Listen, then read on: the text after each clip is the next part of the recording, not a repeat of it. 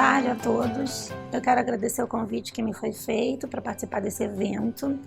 Quero cumprimentar as autoridades presentes, cumprimentar também os portadores, as famílias, os representantes das associações e um cumprimento especial para o Antônio Daher, presidente da Casa Hunter, que está promovendo esse evento, com diferentes atores. Vejo aqui representantes das associações, famílias, autoridades, todos os atores que participam de alguma maneira na promoção e efetivação do direito à saúde. Falar de doença rara é falar de saúde. Falar de saúde é falar de direitos, né? A saúde é um direito social estampado na Constituição.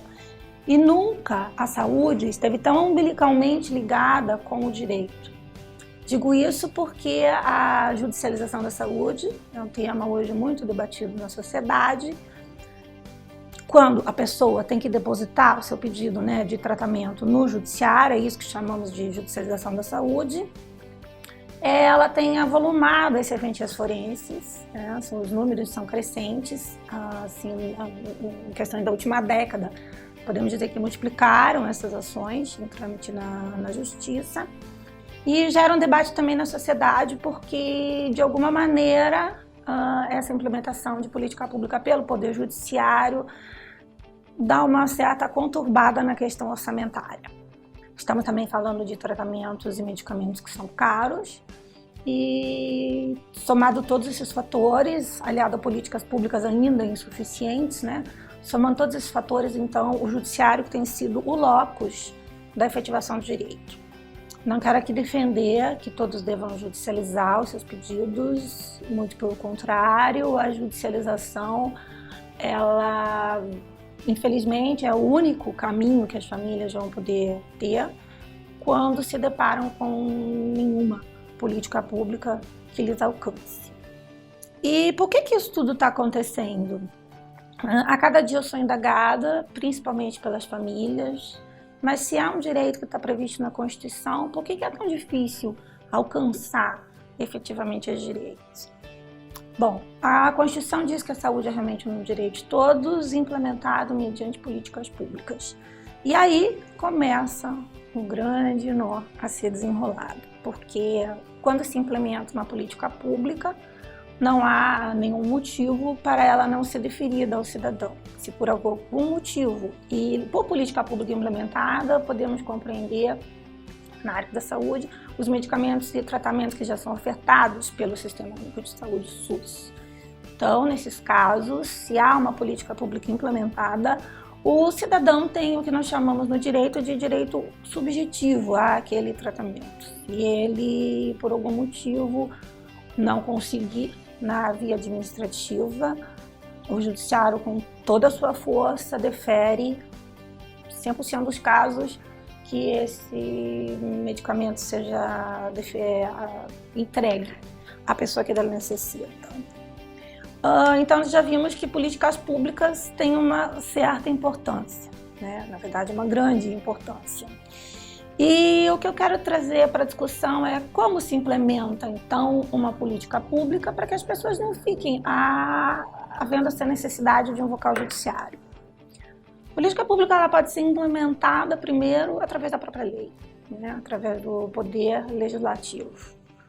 Ela também pode ser implementada pelo poder executivo, né? Através dos atos administrativos para aplicar aquilo que está contido na lei, e também que envolve aí a alocação dos recursos públicos para o efetivamento da política pública. Eu costumo dizer que a saúde não tem preço, mas a sua efetivação tem um custo. A sociedade civil organizada também pode contribuir muito na implementação das políticas públicas e nisso é um importante papel das associações, né? Muitas aqui hoje presentes nesse evento.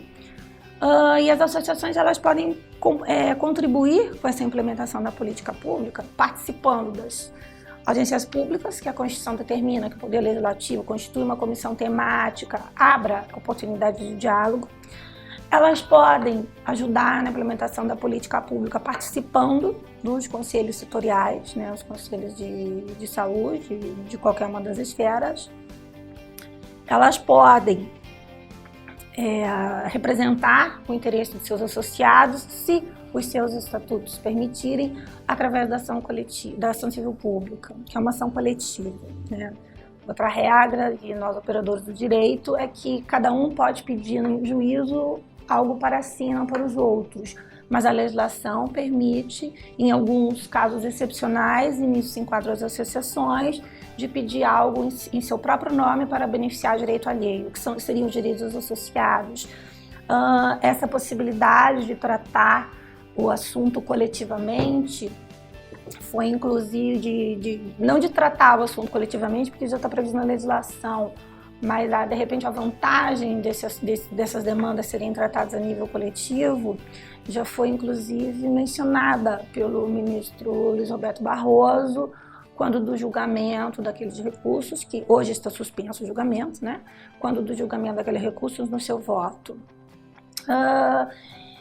A maneira que não é a ideal, mas que nós temos presenciado, é uma nova modalidade de implementação da política pública, que é então pelo judiciário, e voltamos de novo à judicialização da saúde. Quando o judiciário defere um tratamento que não é incorporado ainda nas políticas públicas, ele faz em razão, na maioria dos casos, em virtude para uma pessoa, né? Nós temos visto cada uma das pessoas ajuizando singularmente as suas demandas para conseguir seu tratamento. E essa é uma grande discussão, porque, primeiro, os poderes públicos, né, os defensores dos entes federativos, trazem aos autos sempre o argumento de que não caberia ao judiciário implementar essa política pública. Essa é a crítica da judicialização da saúde. Primeiro, por quê? Porque vai ter um reflexo no orçamento. E segundo, porque é o que nós temos visto também, porque deferir um medicamento que custa, sei lá, R$20 mil por mês para uma pessoa, se com esse recurso poderia tratar de outras moléstias com um alcance muito maior. Acontece que, se estamos falando de doenças raras, né, raros vão ser os números também dessas pessoas.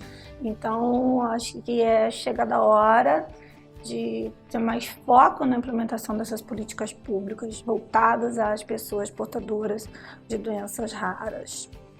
Tenho visto também na questão do o que hoje o judiciário, quais são as grandes discussões travadas hoje no judiciário. Então, o Supremo Tribunal Federal já definiu e vem trazendo essa tese de uma modo já definida, que o judiciário não estaria interferindo nos demais poderes, né, pela nossa Constituição, poderes harmônicos e independentes, quando ele defere isoladamente um tratamento para determinada pessoa.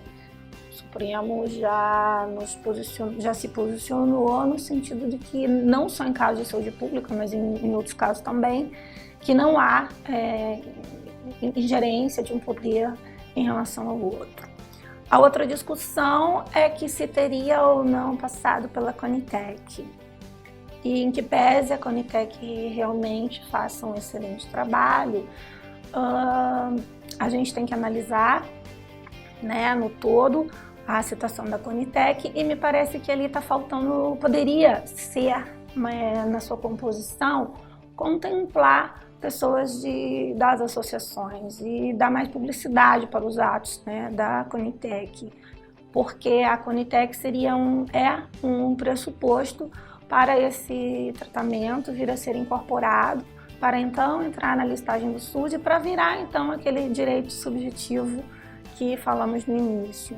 Então eu penso que a Conitec poderia contar com uma maior parcela de pessoas que não fossem exatamente como só vindas do poder público, e por uma questão de orçamento, né, obviamente, tem medicamentos que são absolutamente caros, com custos para os entes federativos e também para a sociedade. Só que a Constituição também nos fala da solidariedade, nos princípios da Constituição, né, uma sociedade solidária. Então eu penso que é um ônus que cabe a todos nós da sociedade. Se nós pagamos os nossos tributos, esses tributos vão ao fundo. Hoje são determinadas pessoas que precisam desse medicamento, amanhã podem ser outras, né? A saúde é uma é uma loteria. Vejam os senhores que algumas doenças se manifestam quando a pessoa já está até na fase adulta. Eu penso também que investir em práticas de prevenção, de campanhas de prevenção da saúde como um todo, de exames que possam auxiliar.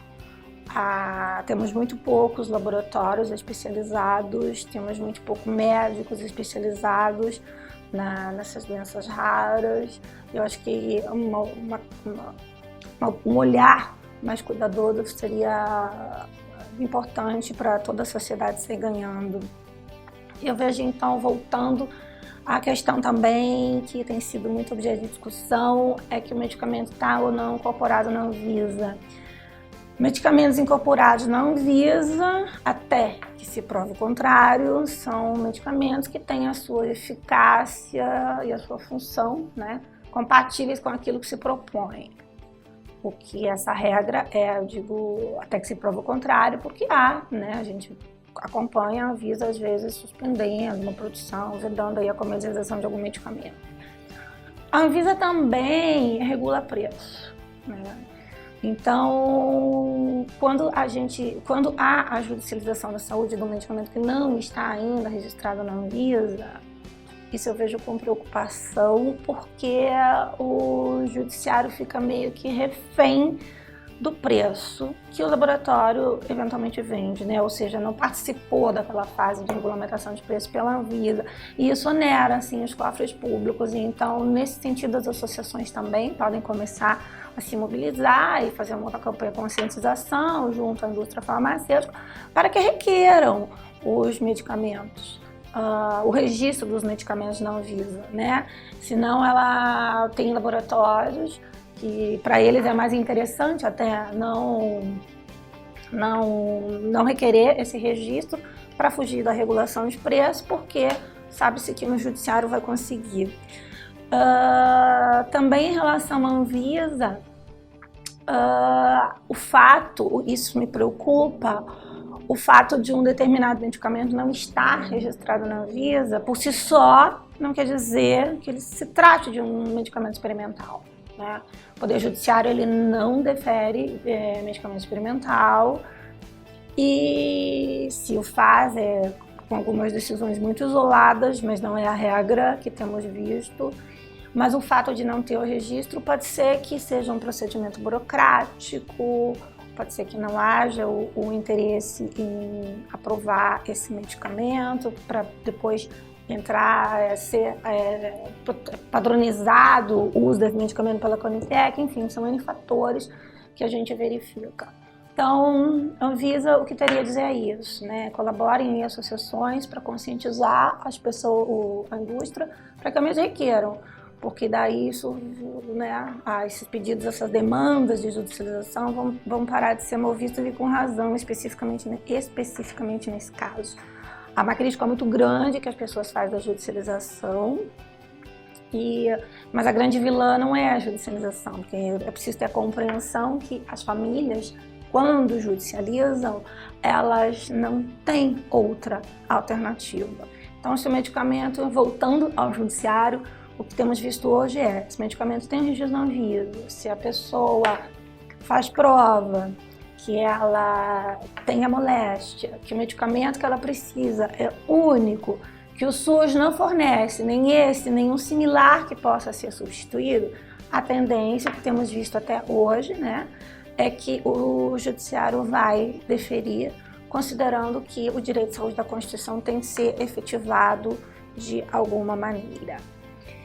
Então, em linhas gerais, era isso que eu queria chamar a atenção. Repito que a judicialização não é o ideal. Bom seria se as políticas públicas, né, atendessem a uma maior gama de pessoas. E ressaltar que realmente, né, não é a judicialização a grande vilã. Então, eu me despeço aqui dos senhores e desejo a todos aí um excelente evento. Obrigada. Casa Hunter. Nossa luta é pela vida. Todas as vidas têm o mesmo valor.